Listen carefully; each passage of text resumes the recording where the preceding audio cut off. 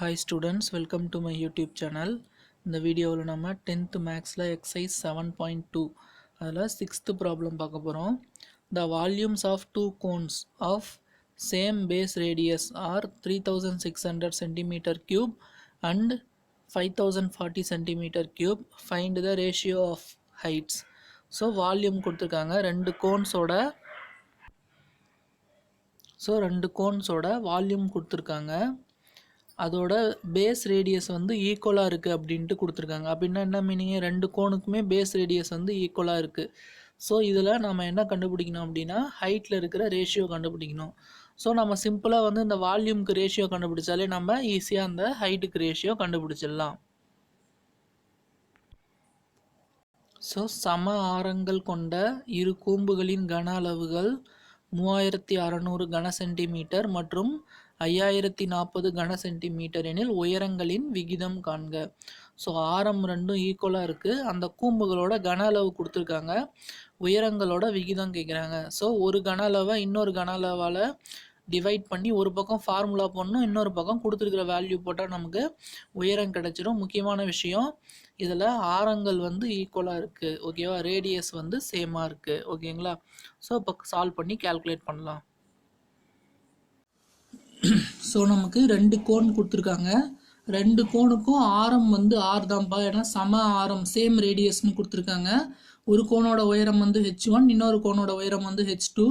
So நமக்கு volume 1 volume 2 ரெண்டுமே கொடுத்துருக்காங்க, ஓகேவா.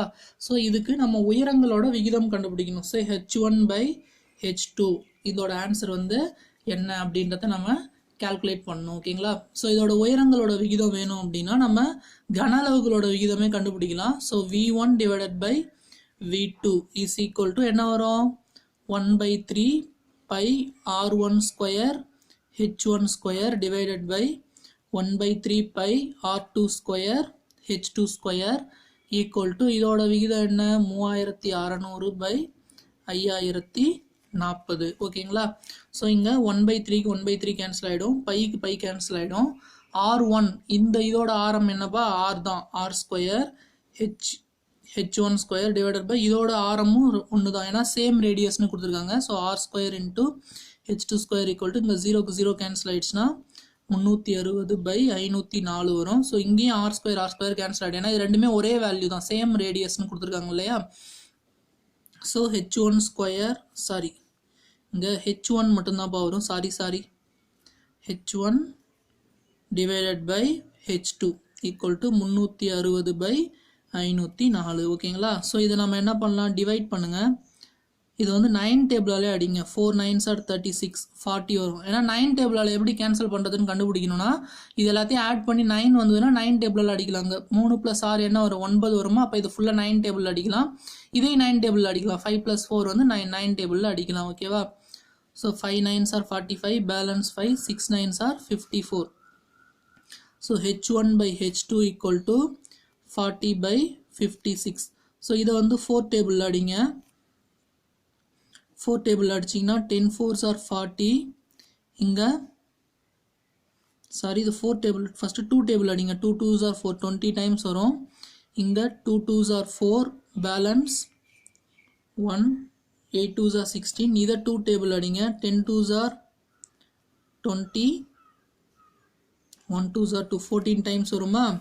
இதை 2 டேபிள் அடிங்க. 5 2s are 10, 7 2s are 14. So H1/H2 equal to 5/7. So ரெண்டுத்துக்கு இருக்கிற ரேஷியோ என்னது, 5:7, ஓகேவா. Smaller cone height is to large cone height. So இது ரெண்டுத்துக்கு இருக்கிற ரேஷியோ என்னப்பா, 5:7. ஸோ இதுதான் ஆன்சர், ஓகேவா. சிறிய கூம்பின் உயரம் பெரிய கூம்பின் உயரம் இது ரெண்டுத்துக்கு இருக்கிற விகிதம் வந்து 5:7. Okay, thank you students.